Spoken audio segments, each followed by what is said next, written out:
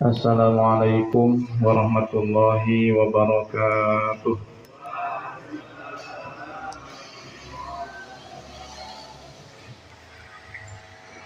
Alhamdulillahi rabbil alamin.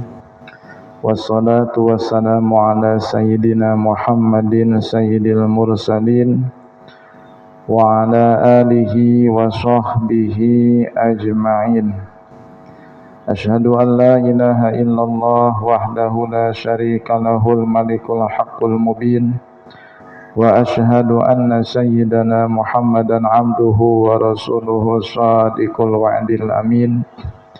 Allahumma salli wa sallim ala sayyidina Muhammadin miftahi babi rahmatillah adada ma fi ilmillah salatan wa salaman daimaini bidawami mulkillah wa ala alihi wa sahbihi wa mawalah amma ba'du. Nawaitu ta'alluma wa ta'lim wa tadhakura wa tadhkir wa naf'a wal intifa' wal ifadata wal istifadah wal hasana tamassuki bi kitabillah wa sunnati rasulillah sallallahu alaihi wasallam wa du'a ilal huda wa dalalata 'alal khair ibtigha wajhillah wa maradatihi wa qurbihi wa thawabihi subhanahu wa ta'ala wa man nawabihi masyayikhuna wa ma'alim Allah subhanahu wa ta'ala min shalihin niyat. Asalullah subhanahu wa ta'ala an yaj'alana wa iyyakum minal ulama'il amilin al-faizina bi'ilmil yaqin wa 'ainil yaqin wa haqqil yaqin ma'al-lutfi wal afiyah. Allahumma inna nas'aluka ilman nafi'an wa rizqan wasi'an halalan katsiran thayyiban mubarakan wa amalan mutaqabbala wa waladan salihan wa umran tawilan wa badanan sahihan wa jaran salihan wa qalban saliman wa shifaan min kulli da'in wa saqamin bi rahmatika ya arhamar rahimin. Allahumma inna nas'aluka al-ilma laduni wal mashraba safil haniya wa habighani. Allahumma inna na'udzubika min ilmin la yanfa' wa min qalbin la yakhsha wa min nafsin la tashba' wa min 'ainin la tadma' wa min da'watin la yustajabu laha. Subhanaka la ilma lana illa ma 'allamtana innaka antal alimul hakim wa tub 'alaina innaka antat tawwabur rahim. Allahumma rzuqna fahman nabiyyin wa hifdzal mursalin wa ilhamal malaikatil muqarrabin. Allahumma la sahla illa ma ja'altahu sahla wa anta taj'alul hazana idza syi'ta sahla. Allahumma ya man waffaqa ahlal khair lil khair wa anahum alaihi waffiqna lil khair wa inna alaihi. Allahumma ij'alna mafatihan lil khairi maghaliqa lisyarr. Sallallahu ala sayyidina Muhammadin wa ala alihi wa sahbihi wa sallam. Alhamdulillahi rabbil alamin. Ila hadratin Nabil Mustafa Sayyidina Muhammadin sallallahu alaihi wasallam. Susun ila hadrati Habib Abdillah bin Anawi bin Muhammad al-Haddad wa jami masyayikhi wa masyayikhihim wa ila hadrati abi wa ummi ghafarallahu lahum wa adalina min barakatihim wa asrarihim fid din wa dunya wal akhirah bisiril fatihah. A'udzu billahi minasyaitonir rajim. Bismillahirrahmanirrahim. Alhamdulillahi rabbil alamin arrahmanir rahim maliki yaumiddin. Iyyaka na'budu wa iyyaka nasta'in ihdinas siratal mustaqim siratal ladzina an'amta 'alaihim ghairil maghdubi 'alaihim waladdallin. Amin. Hadirin rahimakumullah. Alhamdulillah kita bisa berjumpa kembali dalam pengajian rutin mingguan di Masjid At-Taqwa dalam keadaan sehat walafiat. Yang saya hormati segenap para sesepuh, para tokoh masyarakat Taman Cikande, khususnya Ketua DKI Masjid At-Taqwa beserta jajaran yang saya hormati. Hadirin jamaah yang hadir, mudah-mudahan semuanya selalu ditambahkan kemuliaan dan keberkahan oleh Allah Subhanahu wa taala. Amin ya rabbal alamin. Untuk kajian malam ini kita akan mengaji kitab Risalatul Muawanah sebagai pengganti daripada kajian minggu yang lalu. Yang seharusnya minggu lalu kita Risalatul Muawanah karena minggu terakhir, namun sayangnya lupa ya. akhirnya ngaji tafsir, sehingga untuk malam ini ditukar ngaji kitab Risalatul Mu'awanah. Dan insya Allah ini adalah bahasan terakhir dalam kitab Risalatul Mu'awanah setelah perjalanan panjang sekian tahun lamanya. Alhamdulillah malam ini kita hatamkan, kita selesaikan. Nanti bulan depan kita lanjutkan kitab yang baru, masih tentang akhlak ataupun tasawuf.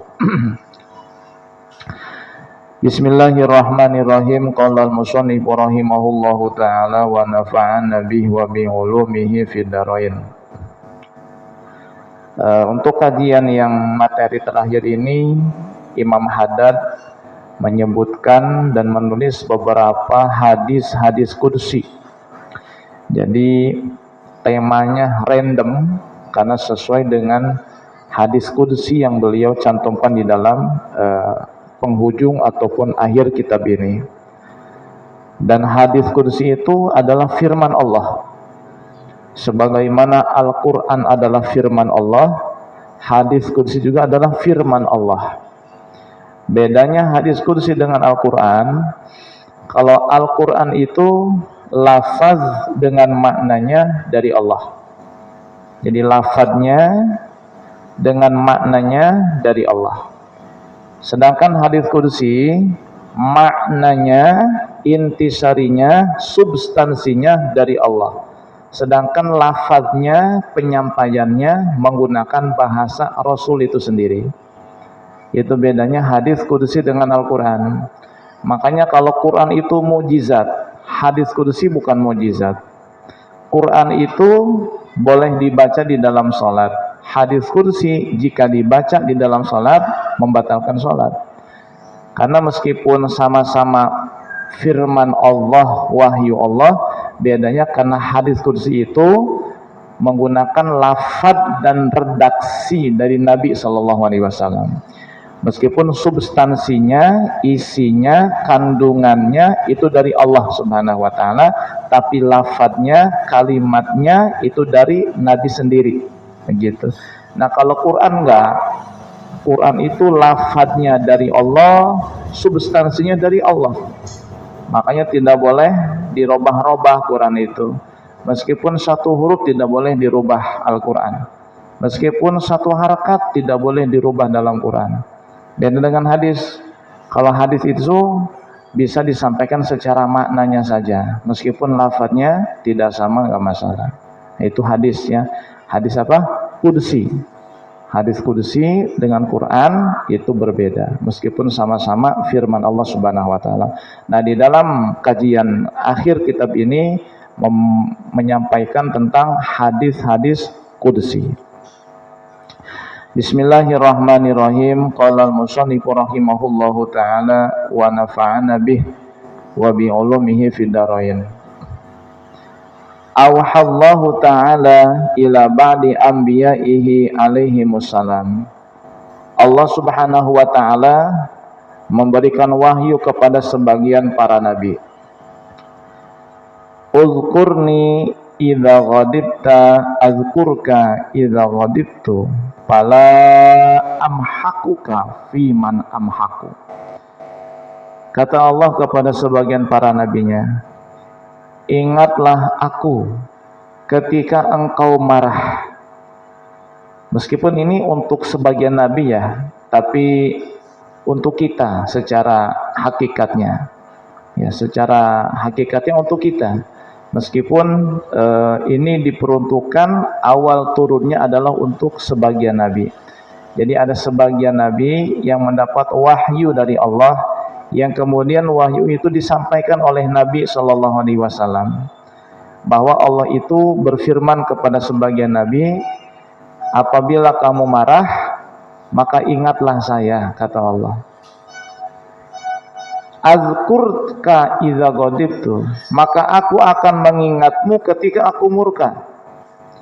Fala amhaquka fiman amhaq, hingga aku tidak membinasakanmu bersama dengan orang-orang yang binasa.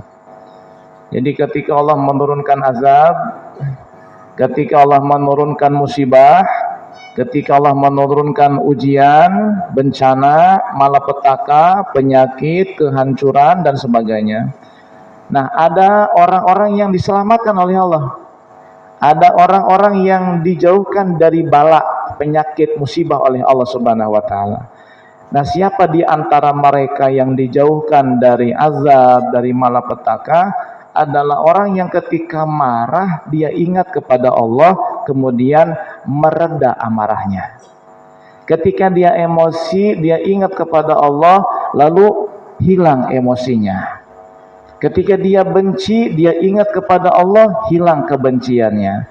Maka saat nanti Allah murka kepada hambanya, Allah mengingat kita, dan Allah tidak murka kepada kita. Itu namanya apa? Kama tadi nutudan. Kita diperlakukan oleh Allah sebagaimana kita memperlakukan orang lain. Maka ya namanya manusia ya, kadang marah, kadang emosi, ya kadang benci. Wajar nggak? Wajar ya manusia ya, marah, benci, emosi, wajar. Tapi bagaimana saat kita marah, saat kita emosi, amarah itu cepat reda, kebencian itu cepat hilang. Gimana caranya? Ingat Allah Subhanahu wa ta'ala. Astagfirullahalazim. Allahumma sholli ala sayyidina Muhammad. Subhanallah, la ilaha illallah. Tuh lihat orang-orang Arab, Pak. Ya, lihat orang-orang Arab. Di mana lihatnya? Orang Arab itu lagi berantem hebat nih. Lagi berantem hebat. Tiba-tiba ada yang melerai dengan mengucapkan sallu ala nabi. Tiba-tiba mereka bilang Allahumma sholli ala sayyidina Muhammad. Udahan berantemnya. Sehebat apapun itu, lagi maki-makian, lagi marah-marahan, lagi berantem, lagi tinggi-tingginya emosi itu. Ada yang menengahi, dan yang menengahi ini cuma bilang begini, sallu ala nabi Muhammad. Dua-duanya bilang Allahumma sholli ala sayyidina Muhammad. Salaman. Minimal ninggalin begitu, nggak ngelanjutin berantemnya. Hebat nggak tuh? Di kita bisa nggak begitu? Belum bisa. Sallallahu jangan berisik, waduh, jangan berisik. Diam. Urusan saya nyuruh campur. Waduh, begitu kita Maya. Ya, susah itu, Pak. Susah. Ya, lagi emosi, diingetin zikir, malah makin marah. Udah diam, yang ikut campur. Begitu ngomongnya. Ya Allah. Nah, itu susah, begitu tuh susah itu. Nanti ketika turun bencana, azab, ya tetap kena sama orang lain, sama semuanya kena. Karena nggak ada spesial pada dirinya. Nggak ada spesial, ya. Nah, kita bukan tidak boleh marah ya. Yang tidak boleh melampiaskan amarah, itu nggak boleh. Bukan nggak boleh benci, benci boleh, tapi benci kepada yang pantas dibenci. Siapa? Orang yang melakukan pelanggaran syariat, yang melanggar hukum Allah, kita benci. Yang melakukan maksiat, dan bukan kepada orangnya, kepada kemaksiatannya, kepada perbuatannya. Begitu. Ada sahabat datang kepada Rasul, ya Rasulullah, ausini, berikan saya wasiat. Apa jawaban Rasul? La taghdab, jangan marah. Sahabat ini nanya lagi, ausini, berikan saya wasiat ya Rasul. Kata Rasul, la taghdab, jangan marah. Dia kembali nanya, minta wasiat yang lain, begitu. Ada nggak sih wasiat yang lain? Jangan kayak itu mulu. Kata Nabi, la taghdab, jangan marah. Satu orang sahabat minta wasiat 3 kali, wasiat Nabi tetap sama, yaitu jangan marah. Orang marah itu, Pak, bisa menceraikan istrinya. Orang marah itu bisa membunuh saudaranya. Orang marah itu bisa apa? Bisa menganiaya. Marah itu. Ya, makanya tuh ada orang yang sudah menceraikan istri, dia datang ke rumah kiai. Kiai, tolong selamatkan saya. Kenapa? Saya hilaf, saya emosi, telah menceraikan istri saya. Saya bilang, emang ada orang yang nyeraikan istri lagi baik-baiknya? Ada nggak? Lagi makan di restoran nih, kata suaminya, mah kamu saya ceraikan ya, ada nggak tuh? Oh nggak ada. Di mana-mana cerai itu lagi marah, lagi emosi, lagi berantem. Makanya wahai laki-laki, wahai pria, saya termasuk di dalamnya. Wahai laki-laki, semarah apapun jangan kau lampiaskan amarahmu. Ya lebih baik mancing dah, mancing. Melampiaskan emosi. Ya apa kek, ngerokok kek, ngopi kek, udah jalan jarak ya, jarak ke kuburan, naik ke Gunung Karang ya sono. Ya, naik ke Gunung Karang, ya. Ya, ngebuang emosi begitu. Ya, daripada emosi dilampiaskan, istri teraniaya, anak tersakiti. Ya, sebisa mungkin ya. Apa tuh yang kira-kira bisa bikin hati tenang saat kita emosi? Ya tentu usahakan dikir ya, usahakan dikir.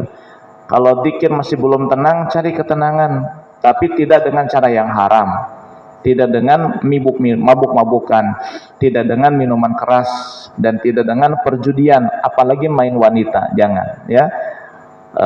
Cari hal-hal positif biar amarah kita reda, emosi kita hilang, kebencian kita hilang begitu.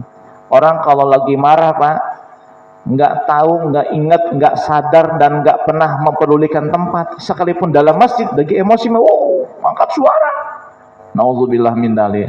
Karena emosi itu, marah itu adalah tunggangan setan yang paling kuat.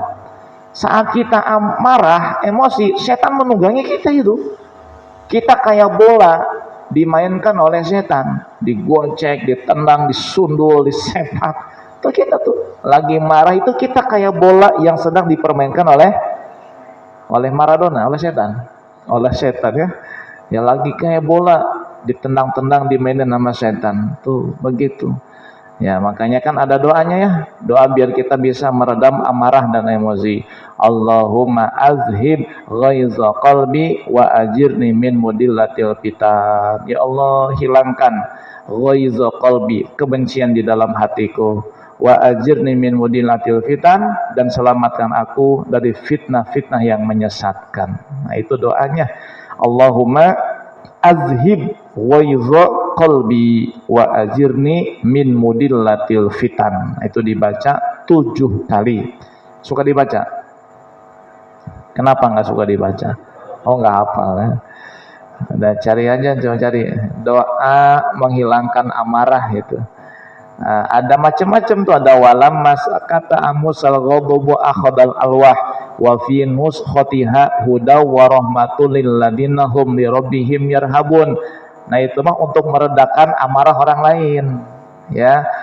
Atfa'tu ghadaba fulan bin fulan wastajlabtu atfa'tu ghadaba fulan bin fulan bila ilaha illallah wastajlabtu mawaddatahum bila ilaha illallah. Nah itu doa meredakan amarah orang lain. Ayatnya di dalam surat Al-Quran ayat juz 9. Walamma sakata amusal ghadabu akhadal alwah wa fi nushatiha huda wa rahmatul lil ladina hum li rabbihim yarhabun. Tambah doanya, atfa'tu ghadaba fulan bin fulan bila ilaha illallah wastajlabtu mawaddatahum bila ilaha illallah. Nah, itu insyaallah yang lagi amarah, yang lagi emosi akan reda emosinya. Nah, terutama nih yang punya bininya marah-marah mulu. Nih hafalin doa ini nih. Ya, hafalin doa ini. Insyaallah. Insyaallah. Reda amarahnya itu. Yang punya bosnya galak ini, marah-marah mulu, baca ini. Insyaallah reda tuh amarahnya. Harus bisa itu ya. Doa mereda amarah orang lain. Untuk meredam amarah kita tadi doanya, Allahumma azhibu ghaiba qalbi wa ajirni min mudillatil fitani. Itu doanya. Wa auhallahu ta'ala ila Isa alaihi salatu wassalam. Allah memberikan wahyu kepada Nabi Isa alaihi salatu wassalam. Kata Allah, an qul li bani Israila la yadkhulu baitan min buyuti. Katakan wahai Isa kepada Bani Israel, janganlah masuk ke rumahku, kata Allah.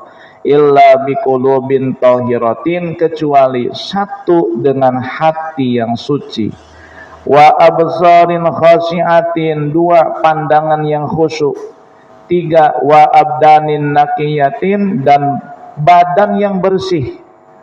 Ya, ini meskipun perintah Allah kepada Nabi Musa agar menyampaikan kepada Bani Israel, ini pun sama dengan syariat Nabi Muhammad SAW. Adab kita kalau datang ke rumah Allah, di mana rumah Allah itu? Masjid ya. Tapi jangan dipahami Allah tinggal di masjid ya. Itu hanya sandaran kemuliaan. Hanya sandaran kemuliaan. Jadi ketika kata rumah disandarkan kepada Allah, rumah Allah, berarti itu rumah mulia. Bukan berarti Allah tinggal di situ ya, jangan salah paham. Oh, rumah Allah adalah masjid. Emang Allah tinggal di masjid? Ya kagak. Allah tidak bertempat. Allah tidak berarah. Allah tidak berfisik. Allah tidak berjisim. Allah tidak sama dengan ciptaannya dengan makhluknya. Ada Allah tapi tidak bertempat. Saat ada yang bertanya di mana Allah, kita jawab Allah ada dan Allah tidak bertempat. Cukup jangan menjawab Allah ada di mana-mana. Salah benar itu? Salah. Kalau di mana-mana berarti banyak ya. Jangan, Allah ada dan tidak bertempat, dan Allah tahu dimanapun kita berada. Kelar urusan ya, itu akidah. Jadi ketika kata rumah disandarkan dengan kata Allah, dengan nama Allah, rumah Allah, ini adalah sandaran kemuliaan. Bukan hakikatnya Allah tinggal di rumah di masjid, tidak ya. Ta'alallahu an dalik. Allah maha suci dari itu semua. Saat kita masuk ke masjid, pertama masuklah ke dalam masjid dengan hati yang suci. Dengan hati yang suci, ya, tidak ada sombong. Hilangin tuh sombong tuh. Ya, tidak ada ujub. Ujub apa ujub itu? Membanggakan amal, ya, membanggakan diri. Jangan ujub ya. Hilangkan yang namanya riya. Hilangkan yang namanya riya. Suuzon, buruk sangka. Apalagi benci sama orang. Nih kadang-kadang ada orang yang mau ke masjid, lihat musuhnya di masjid ada, dia pulang lagi ke rumah. Wah, ini ada musuh saya, balik lagi ke rumah. Ada kayak begitu, nggak jadi sholat jamaah, pura-pura sakit perut, padahal musuhnya ada di masjid. Wah, ini musuh saya, ini nggak jadi ke masjid. Nah, ente mau ke Allah apa mau kemana? Kalau mau ke Allah ya pakai hati yang suci dong. Hati suci, makanya kudu ngaji orang mah tuh. Saat kita ngaji, nih, anggaplah nih, hati kita ini sakit ya, sakit. Dan sakit itu banyak luka tusukan. Anggap saja begitu. Lalu saat kita ngaji, duri ataupun jarum yang menancap di dalam tubuh kita itu dicabut sama ustadz sama guru. Pedih nggak? Pedih tuh, ya. Tertusuk duri, saat duri dicabut sakit nggak? Sakit. Tapi lama-lama sembuh. Sembuh, lama-lama sembuh. Kita ngaji, dibahas di pengajian tuh jangan sombong, jangan ria. Yang sombong tersinggung, yang ria tersinggung. Jangan jangan pamer. Yang suka pamer pasti tersinggung. Jangan pelit, yang pelit pasti. Nah, itu saat tersinggung berarti sakit ya, betul tuh. Dicabut sudah jarumnya sama kiai sama guru tuh, dicabut. Perih memang, tapi kalau dia amalkan, dia resapi, dia praktekkan, dia konsisten menjaga hatinya, lama-lama sakitnya bakal sembuh. Kan pas kita ngaji hati terbawa adem ya, perasaan hati kita sudah bersih begitu. Nah, pas sampai pulang ke rumah, duri yang tadi jangan ditancepin lagi. Ya, jarum yang tadi udah dicabut di pengajian sama kiai sama guru, sampai ke rumah jangan ditusukin lagi, jangan ditancepin lagi. Penyakit yang tadi udah dibuang, penyakit sombong, penyakit ria, penyakit iri, penyakit dengki, ingin menang sendiri, penyakit pelit, udah dicabutin tuh ketika ngaji. Sampai rumah jangan masukin lagi. Kalau sampai rumah dimasukin lagi, itu kayak orang datang ke dokter, Pak dokter, kaki saya tertusuk paku, kena paku. Pak dokter bilang, oh iya, ini kalau nggak dicabut tetanus Pak, cabut ya, tapi sakit, nggak apa-apa lah, biar sembuh, dicabut. Nah, diperban, kasih obat. Sampai rumah sama si pasien ditancepin lagi pakunya, sembuh nggak? Datang lagi ke dokter, apa kata dokter? Pasien gila kamu ya. Udah dicabut pakunya kok ditancepin lagi. Udah dibersihin hati kita sama guru nih. Ria dicabut, sombong dicabut, amarah dicabut, udah bersih nih. Sampai rumah jangan dimasukin lagi. Kalau sampai rumah dimasukin lagi, kayak pasien yang tertusuk paku, datang berobat, paku sudah dicabut, dikasih obat, sampai rumah pakunya itu normal apa gila itu? Gila. Berarti kalau ada yang ngaji udah dibersihin penyakit sombongnya, sampai rumah sombong lagi, berarti itu ya siapa? Kita sendiri berarti. Oh iya ya, Masya Allah. Ya, tapi jangan putar terus begitu, ngaji lagi dicabutin lagi penyakit itu ya. Demi apa? Demi tadi itu ya, hati kita bersih, suci ya. Jadi kalau ke masjid itu usahakan hatinya suci ya. Jangan banyak pikiran, suci hatinya. Terus apa lagi? Wa absarin khasyiatin, dengan pandangan yang khusyuk. Pandangan khusyuk itu enggak jelalatan matanya. Di kadang-kadang masuk masjid baru, itu jauh dari kata khusyuk. Di kayu jati bukan ya? Menaranya, Masya Allah, ukirannya, tapi ada ukiran di sini. Ya, tinggi amat ya, gede amat ya. Jangan begitu, bukan haram, bukan. Ini adab. Jangan jelalatan. Masuk masjid itu untuk ibadah kepada Allah, bukan untuk liatin bangunan masjid. Nah, kalau kita ngeliatin mulu sama fisik sama bangunan, saat kita nanti masuk masjid yang kecil, nggak ada AC-nya, nggak ada kipas anginnya, karpetnya udah lusuh, mihrabnya udah jelek, nggak khusyuk sholatnya. Kenapa? Sudah terbiasa dengan kemewahan, dengan kenyamanan. Berarti tujuan ente ke masjid mau apa? Mau menilai keindahan masjid atau ibadah kepada Allah? Ibadah, ya sudah, ibadah, nggak usah jelalatan kanan kiri, fokus saja. Maksudnya jelalatan, ada kaligrafi baru nih di jendelanya nih, gitu. Jangan jelalatan, dengan pandangan yang khusyuk. Nah, pandangan yang khusyuk itu dilatih di dalam sholat. Makanya saat kita sholat, ini mata ngelihatnya kemana? Tempat sujud. Tempat sujud biar apa? Biar khusyuk kan? Ini bukan tempat semua liatin merek sarung orang. Pamer BHS. Ya, Wadimor. Waduh. Naik atis. Nah, naik ke atas lagi apa tulisannya itu? P3, baju partai.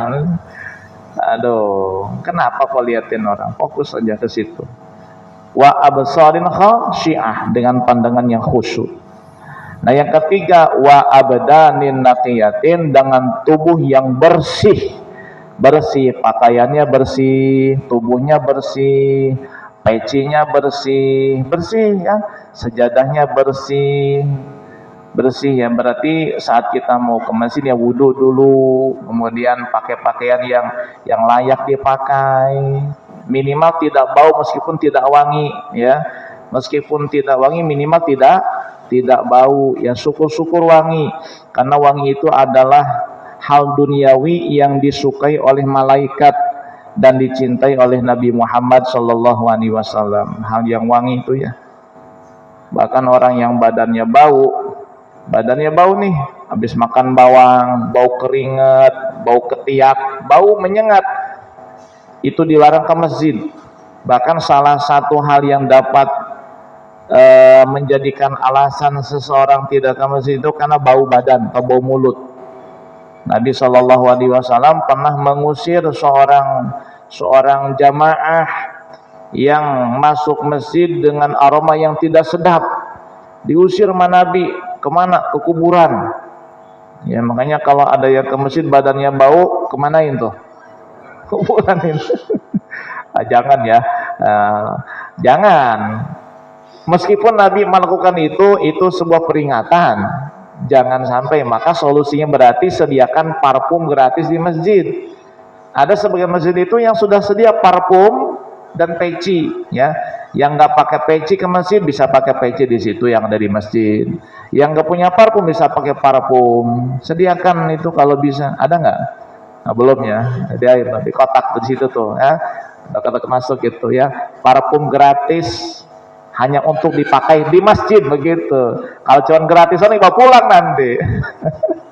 Parfum gratis hanya untuk dipakai di masjid gitu. Pakai ya biar apa? Biar itu. Ya kan kadang ada tamu ya, pedagang apa kan badannya kan mungkin keringetan capek ya. Pakai parfum biar wangi begitu. Itu untuk menjaga kehormatan masjid. Dan sudah saya temukan banyak masjid yang menyediakan fasilitas itu ya. Peci kemudian parfum juga sama. Ya, parfum sama. Ya nggak usah yang mahal-mahal lah, yang segramnya 50.000 aja tuh. Lumayan ya. Nah, usahakan yang tidak ada kandungan alkoholnya, ya usahakan begitu, usahakan.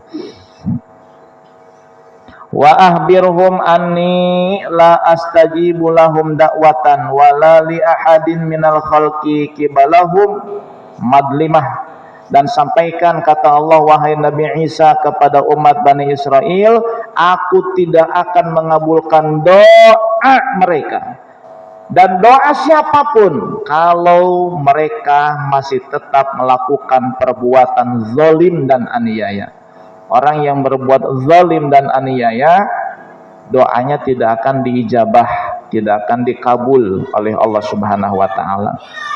Meskipun perbuatan zalim itu kepada binatang, bukan kepada manusia. Misalnya dia punya burung, gak pernah dikasih makan, zalim kan tuh? Zalim. Doanya gak diijabah sama Allah. Dia punya kucing, gak pernah dikasih makan, tapi dia piara, gak dirawat, itu zalim berarti. Makanya yang punya hobi miara hewan, binatang, yang makhluk hidup, harus siap apa? Merawatnya. Kasih dia makan, kasih dia minum, dan jangan lupa kawinkan. Binatang itu kan punya syahwat. Kalau dia hidup di alam liar, dia akan kawin sendiri dengan lawan jenisnya. Sekarang hewan itu bapak simpan di rumah, zalim kalau tidak dikawinkan. Kawinin pak, besan biasa hajatan. Kawinin ya, sejodoh. Saya punya cuman punya jantannya doang ya. Tanya teman punya nggak betinanya, punya, kawinin. Satu kandang sehari aja tuh. Begitu. Kenapa? Mereka punya hak itu, punya haknya. Kadang-kadang kan ya orang senang miaranya doang. Ya apa namanya ikan arwana sendirian dalam tank gitu ya. Kawinin itu pak, cari lawan jenisnya. Ya sehari semalam lah begitu, nanti pisahin lagi. Nah, karena banyak hewan yang kayak ikan kan punya teritorial ya, kayak arwana, kayak lohan kan dia sendiri nggak dengan yang lain, tapi tetap kawinin ya. Punya kucing, kawinin jangan, kawin sendiri ya, kecuali kucingnya tuh dikurung, nah baru tuh kawinin tuh. Ini hak ini, kalau enggak dolim nanti, dolim. Pantesan doanya nggak diijabah karena zalim sama makhluk Allah Subhanahu wa taala, apalagi zalimnya sama manusia. Zalim kepada binatang saja itu tidak boleh, apalagi kepada manusia. Wa auha ilaiha aidan, dan Allah berwahyu kepada Nabi Isa juga, kata Allah, ya benar Maryam, wahai putra Maryam. Jadi Isa itu putra ya bukan putra bukan putra Maryam. Nah ini kita bicara nih di kamar kita nih, nah, depan orang Islam nih. Ini bukan melecehkan, menghina agama lain, bukan. Ini kita bicara di lingkungan kita, ya, di kamar kita, di ruangan kita, forum umat Islam. Berarti harus diceritakan akidah begini. Wahai putra Maryam, bukan putra Allah. Wahai putra Maryam, kata Allah, aiz nafsaka, nasihati dirimu sendiri dulu. Nasihati dirimu sendiri dulu. Kalau kamu ceramah, ceramahin diri kamu dulu. Jadi sebelum ngasih sambutan, ngasih pengajian, ceramah ya, depan cermin, ceramah dulu sejam. Saudara-saudara, bukan gitu mana ya, bukan begitu. Bukan kalau kita mau ceramahin diri sendiri, bukan begitu. Maknanya apa? Saat kita ingin menyampaikan suatu nasihat kepada orang lain, tolong jadikan nasihat itu untuk kita dulu. Nah, kalau sudah fa'ini ta'abad, kitanya mengamalkan nasihat tersebut, fa'izin nas, baru nasihati orang lain. Kalau kita sudah menjalankan isi ceramah kita, baru ceramahkan kepada yang lain. Wa illa, nah tapi kalau kamu sendiri tidak mengamalkan nasihatmu, tidak mengamalkan ceramahmu, fastahimini, malulah terhadap diriku, kata Allah. Harus punya malu ceramah saudara-saudara kaum muslimin muslimat rahimakumullah. Hari Jumat adalah hari yang mulia, jangan disia-siakan dengan senda gurau belaka. Singsikan waktu kita untuk akhirat saja. Dunia cukup 6 hari saja, dari Sabtu sampai Kamis. Jumat fokus untuk akhirat. Datanglah lebih awal ke masjid untuk menunaikan sholat Jumat jam 9, jam 8. Datang lebih awal. Giliran dia Jumatnya ketinggalan. Ngomong berapi-api ngomong mak. Jumatnya ketinggalan dia. Saudara-saudara, sholat 5 waktu hanya akan sempurna kalau berjamaah. Tidak berjamaah, sholatnya sendiri pahalanya cuma 1. Itu pun kalau ada pahala. Kalau tidak ada, kosong. Jangan tinggalkan sholat berjamaah. Dia sholatnya di rumah sendirian. Itu kalau ada laki-laki sholatnya rajin tapi di rumah, itu laki-laki solehah. Laki-laki apa? Rajin sholat tapi di rumah nggak ke masjid, itu laki-laki solehah ya. Kalau sudah haji berarti haji solehah. Haji solehah, ngomong pinter, ngamalin nggak bisa. Nah awas, ini jangan disalahpahami. Ini bukan untuk orang lain Pak, nasihat ini untuk saya pribadi, diri kita sendiri. Jelas ya? Bukan untuk nilai ustadz, bukan untuk nilai orang lain. Ini untuk nilai diri sendiri. Saya harus malu, wahai Haji Romli. Kalau saya menasihati orang tapi saya tidak mengamalkan nasihat saya sendiri, malu dong kepada Allah. Untuk saya sendiri, untuk Bapak sendiri. Tolong Bapak nasihati diri Bapak sendiri. Yang suka ngomelin istrinya, ngomelin anaknya, ternyata dianya nggak bisa ngerjain, malu dong sama Allah. Ini untuk nilai diri kita masing-masing, bukan untuk nilai orang lain. Kalau dipakai untuk nilai orang lain, malah jadi kita orang yang sombong, nggak mau dinasihatin. Ada orang yang nasihatin kita mau begini, jangan sok suci, jangan sok pintar. Kamu saja belum tentu bisa mengamalkan nasihat itu. Benar kan? Akhirnya apa? Jadi diri yang sombong, gak mau nerima nasihat orang lain dengan alasan yang ngasih nasihat belum tentu bisa mengamalkan. Akhirnya apa? Sombong. Dan itu banyak terjadi kesalahpahaman di kalangan masyarakat. Ada yang suka diajak ngaji, bilangnya begini, yang suka ngaji aja belum tentu bisa mengamalkan. Itu karena salah memahaminya. Harusnya itu dipakai untuk dia yang sudah berangkat ngaji. Saya ngaji, belum tentu bisa mengamalkan. Terus apa dong solusinya? Usahakan untuk bisa mengamalkan. Jangan sampai ini dipakai untuk jadi penilai orang lain ataupun mengkoreksi orang lain. Ini jangan salah paham nih ya. Nanti ketika ada ustadz ceramah, menggebu-gebu, dia nggak bisa mengamalkan. Itu urusan dia dengan Allah. Nah sekarang kita yang sudah nerima nasihat bisa nggak mengamalkan? Kita bisa, alhamdulillah. Tidak bisa, istighfar kepada Allah. Jangan bilang begini, ustadz pintar ngomongnya doang, dia juga nggak bisa mempraktekkan. Akhirnya apa? Yang ngomong begitu adalah orang yang sombong, nggak mau nerima nasihat. Jelas ini. Jangan salah menerapkan ini. Nah, sebagai perbandingan begini, misalnya seorang santri dituntut untuk apa? Memuliakan gurunya kan. Seorang siswa santri dituntut untuk memuliakan gurunya, memuliakan dengan perkataan, memuliakan dengan pemberian. kan begitu.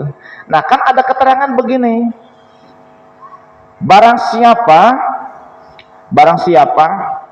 yang mengamalkan ilmunya, barang siapa yang mengamalkan ilmunya tapi tidak ikhlas, dia ingin disebut ulama, ingin disebut tokoh masyarakat, ingin disebut ajengan, ustadz, kiai, ingin disebut ahli agama, tuan guru, tokoh agama, maka dialah di antara orang yang pertama kali masuk ke dalam neraka. Nah, itu hadis jangan dipakai sama santri. Itu hadis dipakai buat gurunya sendiri. Saya ngajar ngaji, ustadz misalnya, jadikan hadis tadi sebagai pedoman saya. Saya harus apa? Lillahi ta'ala, menyampaikan ilmu. Lillahi ta'ala, mendidik para santri. Kalau tidak ikhlas, tidak tulus, ancamannya neraka. Jangan dipakainya buat santri. Nanti santri, ngajar ngaji mah kudu ikhlas, sudah nggak usah cium tangan sama guru. Kalau punya apa-apa nggak usah ngasih, nggak usah silaturahim. Uang kewajiban dia ngajarin kita. Kan kudu ikhlas ngajar ngaji mah. Akhirnya apa? Santrinya ngelunjak sama guru, nggak mau sedekah sama gurunya, diminta iuran bulanan nggak mau bayar, alasannya ngajar ngaji mah kudu. Salah nggak tuh? Harusnya itu yang dipegang sama gurunya. Saya kudu ikhlas. Santri pegangnya apa? Pegang hadis yang memerintahkan memuliakan guru. Jelas nggak nih? Ini kadang-kadang orang salah megang hadis ini, yang harusnya untuk orang lain dipakai buat dia. Akhirnya apa? Ya kacau nanti itu. Seperti tadi itu ya, Allah pintar ngomong, dia sendiri nggak bisa melakukan. Lah itu mah buat yang ngomongnya. Kalau kita yang dinasihatin, apa tugas kita? Menyimak, mendengarkan, dan mengamalkan. Pakainya ini, ambillah ilmu meskipun itu datang dari mulut orang gila. Itu yang kita ambil. Mau itu orang normal maupun sinting, kalau itu ilmu ambil. Jelas. Urusan yang menyampaikan tidak mengamalkan, urusan dia dengan Allah Subhanahu wa ta'ala. Nih hadisnya begini nih ya. Jadi kata Allah kepada Nabi Isa tuh, bukan kepada muridnya. Jelas kan ya? Kata Allah kepada Nabi Isa, wahai Isa, kalau kamu ingin memberi nasihat, nasihati dulu dirimu sendiri. Kalau kamu bisa mengamalkan nasihatmu, sampaikan kepada orang lain nasihat itu. Kalau kamu tidak bisa mengamalkan nasihatmu sendiri, malu dong sama saya, kata Allah. Kepada siapa? Nabi Isa yang menyampaikan nasihat, bukan kepada muridnya. Allah nggak bilang begini, hei murid Nabi Isa, bilangin sama Nabi Isa. Nggak begitu. Ya kalau dibahasain mah begini, hei kiai, kata Allah, kalau kamu ingin menyampaikan nasihat, praktekin dulu oleh dirimu. Kalau kamu bisa, sampaikan kepada orang. Kamu tidak bisa, malu dong kepada Allah, malu dong kepadaku. Kiai, ini kiainya nih, bukan kepada jamaahnya. Jamaahnya udah ngaji aja terus. Mau ustadznya, kiainya mengamalkan, tidak mengamalkan, urusan dia dengan Allah. Allah, kita mah terima ilmunya. Unzur maqala wala tandur manqala. Ambil ilmunya, jangan lihat orangnya. Jelas itu. Nah ini gagal paham banyak di sini ini. Ya kemarin ada pertanyaan, bukan di sini, bukan. Begitu ada sepuh nanya, Pak Ustadz katanya, saya udah berkali-kali ngaji dan tiap lewat orang yang nggak ngaji saya ajak ngaji. Pak yuk ke masjid ikut ngaji. Kebanyakan namanya begitu Ustadz katanya. Lah yang ngaji aja belum tentu bisa mengamalkan, yang ngaji saja tidak mengamalkan, yang ngaji saja belum tentu saleh. Ngomong begitu benar apa salah? Salah Pak. Karena itu omongan buat siapa sebetulnya? Buat kiainya sendiri yang mengamalkan. Untuk orang lain yang diajak, udah datang hadir, nggak usah ngurusin orang lain. Betul nih. Nah ini agak kenceng nih, karena banyak salah paham begitu. Akhirnya nggak mau ngaji, nggak mau dinasihatin. Alasannya apa? Yang nasihatin belum tentu bisa mengamalkan nasihatnya sendiri. Akhirnya apa? Ya itu jauh-jauhan, nggak mau deket dengan ilmu, nggak mau dinasihatin. Salah menerapkan itu ya. Jadi itu mah untuk si penyampainya sendiri. Urusan kita yang disampaikan, yang menerima informasi terima, kita amalkan dengan kemampuan kita dan minta pertolongan dari Allah Subhanahu wa ta'ala. Wallahu a'lam bishawab. Ya, kita alhamdulillah telah menghatamkan kitab ini ya. Nanti kita ganti dengan kitab yang lain insya Allah bulan depan ya. Mari kita berdoa kepada Allah, semoga apa yang sudah kita pelajari yang sebetulnya sudah lupa ya, karena sudah bertahun-tahun lamanya ya. Ya, semoga diberikan manfaat oleh Allah Subhanahu wa taala, dan semoga ya kita bisa mengamalkan ya sedikit demi sedikit apa yang kita pelajari tentang akhlak dan adab yang terkandung dalam kitab Risalatul Mu'amanah. Amin ya rabbal alamin. Allahumma sholli wa sallim ala sayyidina Muhammadin fil awwalin wal akhirin wa barik wa sallim wa radhiyallahu ta'ala an kulli sahabati rasulillahi ajmain. Amin ya rabbal alamin. Allahumma ihdinas siratal mustaqim, Allahumma ihdinas siratal mustaqim, Allahumma ihdinas siratal mustaqim, siratal ladzina an'amta 'alaihim minan nabiyyin was-siddiqin wasyuhada'i wash-shalihin wa hasuna ulaika rafiqa, dzalikal fadlu minallah wa kafa billahi alima. Allahumma anfa'na bima 'allamtana, rabbi 'allimna alladhi yanfa'una wa zidna ilman wa yaqinan bi rahmatika ya arhamar rahimin. Allahumma inna nas'aluka ilman nafi'an wa rizqan wasi'an halalan katsiran thayyiban mubarakan min ghairi masyaqqah wa nata'an wa amalan mutaqabbala wa waladan sholihan wa umran tawilan wa badanan sahihan wa jaran sholihan wa qalban saliman wa shifaan min kulli da'in wa saqamin bi rahmatika ya arhamar rahimin. Rabbana atina fid dunya hasanah fil akhirati hasanah wa qina adzabannar. Shalli wa sallim ala sayyidina Muhammadin wa ala jami'il anbiya wal mursalin walhamdulillahi rabbil alamin. Silakan, ada yang tanyakan?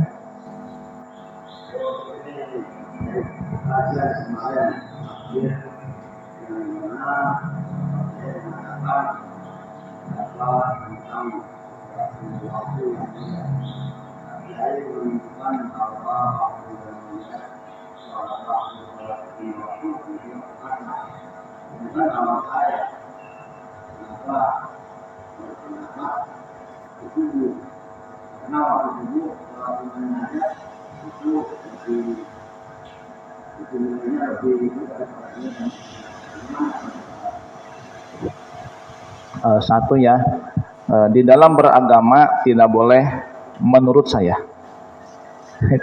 Ya, itu pegang tuh. Di dalam beragama tidak boleh menurut saya, tidak boleh. Yang saya sampaikan kemarin itu adalah ba'da asar hari Jumat. Iya, jadi waktu yang diijabah itu diantaranya adalah setelah sholat asar hari Jumat. Nah, itu yang disebut dengan Sa'ah Fatimah. Sa'ah Fatimah. Nah, terkait asar itu adalah sholat wusto. Nah, itu ya, ini korelasinya nih ya. Jadi saya menyebut asar itu adalah sholat wusto. Jadi kan kemarin saya sampaikan, kalau masih ingat ya, Allah menyembunyikan beberapa hal di dalam beberapa hal. Di antaranya Allah menyembunyikan sholat wusto di dalam sholat yang 5. Nah itu, apa itu sholat wusto? Allah sembunyikan, bisa duhur, bisa asar, bisa maghrib, bisa isya, bisa subuh. Sholat wusto itu adalah sholat yang paling istimewa dibandingkan sholat yang lain. Nah, apa sih wusto itu? Para ulama berbeda pendapat, selisih paham. Ada yang mengatakan sholat wusto adalah sholat asar. Hadis yang mana? Man shollal bardaini dakhalal jannah. Siapa orang yang sholat duhur dan asar akan masuk surga. Asar. Dan sholat asar adalah sholat yang paling banyak ditinggalkan. Subuh apa asar yang ditinggalkan banyak, Pak?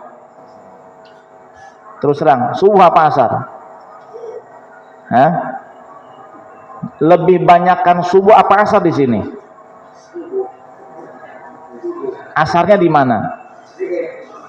Sedikit, bahkan ada yang asarnya sudah mau maghrib. Ya kan? Nah, itu bukti sholat asar itu paling berat sebetulnya daripada sholat subuh. Ya, subuh berat, tapi lebih berat sholat asar. Ya, sholat asar. Makanya ada yang mengatakan sholat wustu adalah sholat asar. Ya, karena paling berat dibandingkan sholat subuh. Begitu. Nah, kemudian saya sampaikan waktu ijabah. Waktu ijabah di hari Jumat itu Allah sembunyikan, dan para ulama pun berbeda pendapat. Ada yang mengatakan asar hari Jumat. Loh, kenapa tidak subuh? Ya, karena suatu amalan yang lebih sulit dikerjakan lebih besar pahalanya. Ya, lebih sulit mengamalkan dan menghidupkan waktu dari asar sampai maghrib daripada subuh sampai isyraq. Kenapa? Asar itu waktunya orang apa? Pulang kerja, capek-capeknya di jalan, di perjalanan. Ya, kadang tidur siang, bangunnya mau maghrib. Nah itu. Ya. Jadi waktu ijabah itu Allah sembunyikan di hari Jumat. Namun ada yang mengatakan yaitu pada saat asar. Ada yang mengatakan begitu ya. Kenapa tidak subuh? Tidak, ya tidak subuh. Meskipun keutamaan qobliyah subuh besar ya. Kemudian apa namanya menghidupkan dari subuh sampai isyraq pahalanya besar ya. Pada asar juga tidak kalah lebih besar pahalanya. Begitu maksudnya ya. Ada lagi? Waalaikumsalam warahmatullahi wabarakatuh.